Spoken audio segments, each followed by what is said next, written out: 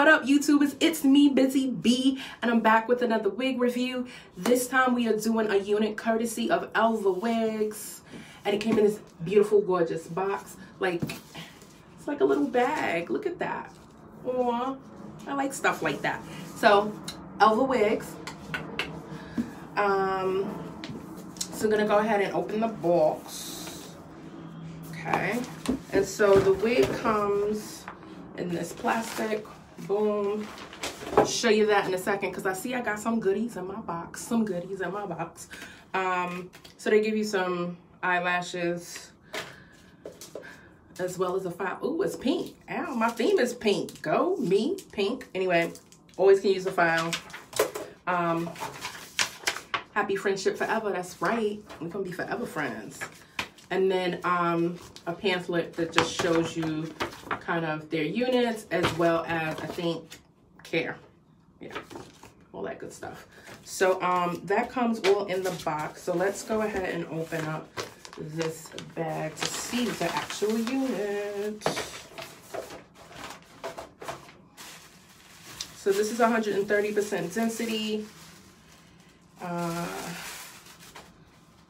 And this is the unit.